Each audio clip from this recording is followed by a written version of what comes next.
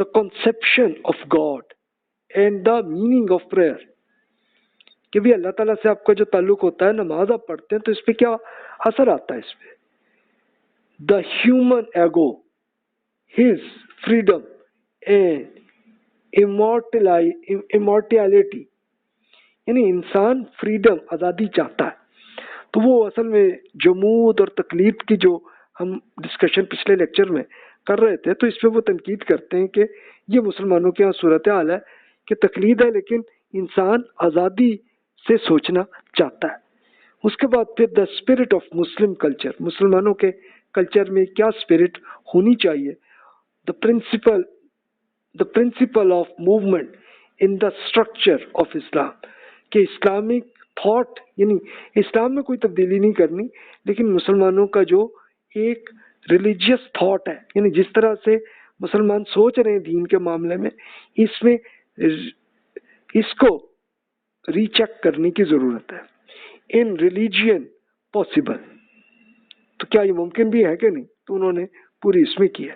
تو دیکھیے کہ اس اب بات تو ہم علم الفقہ کی کر رہے تھے، یہ کہاں سے ہم ہسٹری کی ان چیزوں پہ آ گئے. تو یہ دیکھیے یہ جو یلو کلر میں نے ان کے کچھ ارشادات رکھے ہیں، صرف ان پیپرز کو ہی آپ دیکھ لیں تو دیکھیے کہ اس کا فقہ سے تعلق ہے جو وہ کہتے ہیں، کیونکہ خود بھی علامہ اقبال جو ہے وہ لائر ہی تھے نا، تو وہ ان کا اس پہ فوکس ہے. دیکھیے فرماتے ہیں the schools of law recognize 3 degrees of اجتہاد: complete authority in legislation which is practically confined to the founders of the schools.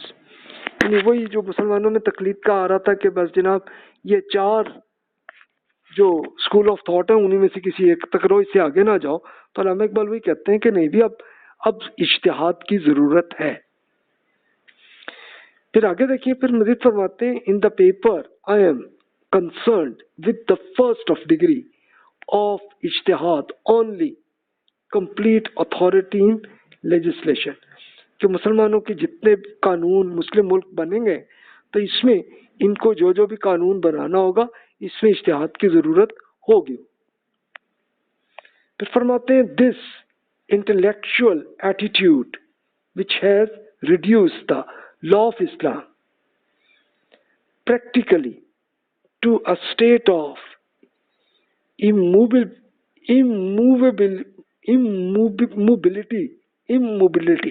کہ بھی ہمارے ہاں بالکل ایسے جمود کے ساتھ ہم آ گئے کہ ہم اس پہ سوچتے نہیں ہیں اور غور نہیں کرتے، بس جو پرانے بزرگوں نے سوچ لیا اسی پہ تقلید کر رہے ہیں، اس پہ نہیں آ رہے. پھر فقہ کی انہوں نے کچھ خاص پوائنٹس پہ زیادہ انہوں نے فوکس کیا، جسے وہ کہتے ہیں in the first place we should bear in mind that from the earliest times practically up to the rise of Abbasids this was no written law of Islam apart from the Quran. اب وہ historically بتاتے ہیں کہ عباسی کون، یہ بنو عباس تک کی ان کی حکومت بنی ہے 133 ہجری میں ان کی، یعنی 750 عیسوی کیلنڈر میں گئے. تو اس وقت مسلمانوں کے یہاں کوئی قانون نہیں تھا، صرف قرآن ہی وہی اللہ تعالیٰ کی طرف سے دین کا قانون، صرف یہی تھا اور کچھ نہیں تھا.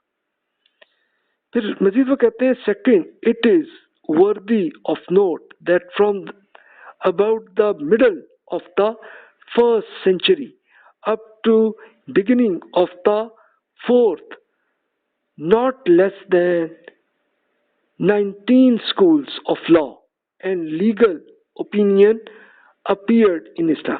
کہ ظاہر ہے کہ اس کے بعد اگلی 4 صدیوں میں یہ ہوا کہ فقہا کے جو اسکالر تھے تو وہ آہستہ آہستہ انہوں نے جو بھی سوالوں کے جواب بناتے پھر انہوں نے جب قانون بنایا تو تب جا کے یہ اسکول آف تھاٹ جو ہے وہ بنے، اور وہ 19 تھے اس زمانے میں. اب 4 یا 5 ہیں اس وقت کہ جو زیادہ میجورٹی میں ہے. تو یہ ہے اس ٹائم صورتحال، بلکہ 6 کہہ لیں، 6 اسکول آف تھاٹ ہیں اس وقت.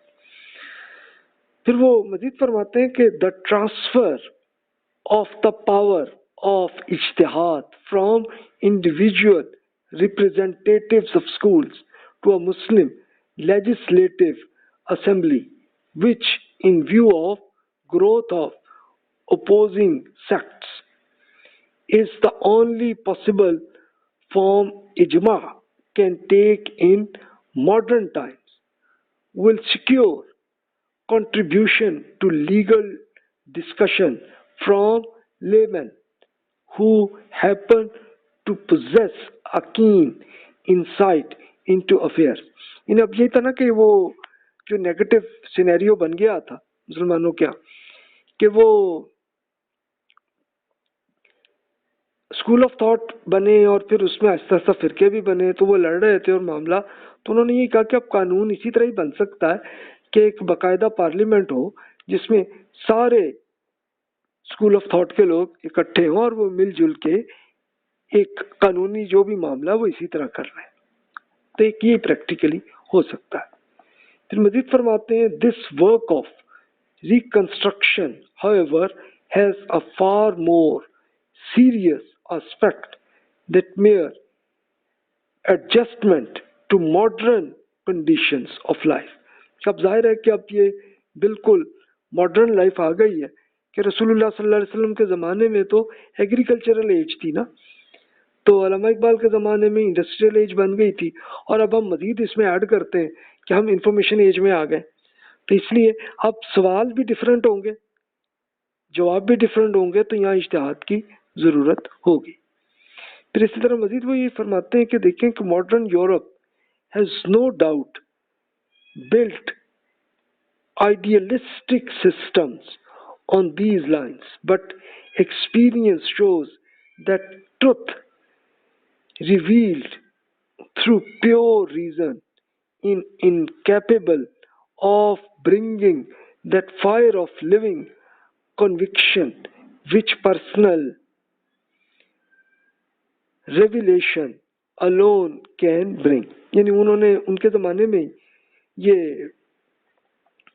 मुल्हिदीन काफ़ी आगे थे यूरोप में कि जो खुदा को नहीं मानते थे, और वो फिर जाहिर है कि शरीयत के जो अल्लाह ताला ने तौरात में दी फिर कुरान में आई, रसूलुल्लाह सल्लल्लाहु अलैहि वसल्लम ने एक्सप्लेन किया और उसको प्रैक्टिकली करके दिखाया जिसे सुन्नत कहते हैं, तो इस पर तनकीद चल रही थी। तो इसको भी बताते हैं कि ये सिनेरियो आ गया, तो अब ज़रूरत है कि हम रिकंस्ट्रक्शन करें अपने इल्म को, ताकि हम इस दौरे जदीद की अगली नस्लों को हम पहुंचा सकें, एक्सप्लेन कर सकें, और साथ ही साइकोलॉजिकली वो फिर दीन पर ईमान भी पैदा हो। तो ये उन्होंने एक पूरा मोटिवेट किया, इंस्टीट्यूट भी बन गया और मामला हो गया।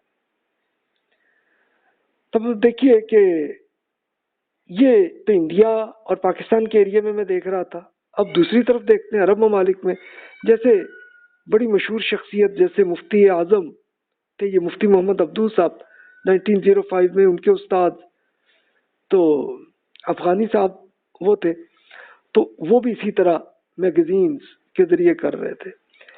अच्छा, इसी तरह देखें कि पुराने स्कॉलर्स में गजाली साहब 1111 में इंतकाल हुआ, तो उन्होंने उस ज़माने में रिसर्च करके नेचुरल साइंसेज और सोशल साइंसेज पे उस ज़माने में उन्होंने जो बुक्स लिखी थी, और वो आजकल भी यूरोप यूनिवर्सिटीज़ में पढ़ाई जाती हैं। तो ये हालत है। तो वो उसी से फिर ये एक डिमांड आई कि भी आजकल के ज़माने में नेचुरल साइंसेज और सोशल साइंसेज में जो कुछ हुआ है, इसमें भी हमें ज़रूरत है कि हम ये चेक करें। अच्छा, मुसलमानों के यहाँ यूनानी और ईरानी फ़लसफ़ा और तसव्वुफ़ पे, इस पे बहुत कुछ आइडियाज़ आ गए थे, और इसमें बहुत सी चीज़ें ऐसी मिल गई कि जो कुरान और सुन्नत के अगेंस्ट है, तो इस पे फिर तनकीद भी की गई। इसी तरह तकलीद और जुमूद की आदत पर बहुत तनकीद की मुफ्ती अब्दुल साहब ने।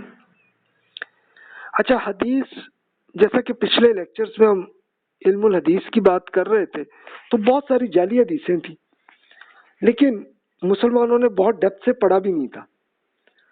तो इसके पिछली सदी में बड़े स्कॉलर नासिरुद्दीन अल्बानी साहब, उन्होंने हदीस पे बहुत रिसर्च करके सारी हदीस को इकट्ठा किया, 1999 में उनका इंतकाल हुआ है और उन्होंने जाली अहदीस पर पूरी एक एक करके बता दिया ये जाली है, ये बिल्कुल ऑथेंटिक है, ये 50% ऑथेंटिक है। इस तरह की पूरी उन्होंने रिसर्च कर दी। तो अब देखिए, मैं इसलिए 1980 के बाद ये इसलिए कह रहा हूँ कि उसके बाद अब ये रिकंस्ट्रक्शन ऑफ इस्लामिक थॉट आया। अच्छा, अल्बानी साहब कौन थे? ये यूरोपियन स्कॉलर थे। अल्बानिया ये मुल्क जो है यहाँ की मेजॉरिटी मुसलमानों की है, लेकिन वहाँ पे जंग हुई थी तो इसलिए वो फिर वहाँ से निकल के सीरिया में आ गए, वहाँ पे सेटल हो गए थे और उस दौरान इन्होंने रिसर्च की है। अब ज़्यादा अरसा नहीं गुजरा, सिर्फ अराउंड 25 ईयर्स अगो वो इसकी रिसर्च कर रहे थे। अब जनूबी एशिया में एक और तश्कील नौ की एक तहरीक आप देख सकते हैं, मसलन शिबली नोमानी साहब। अब 1914 में उनका इंतकाल हुआ, तो उस जमाने में उन्होंने बहुत सी रिवायत पसंदी और जिद्दत पसंदी के दरमियान का रास्ता इख्तियार किया था और इन्होंने फिर लखनऊ में नुदवतुल उलमा बनाया।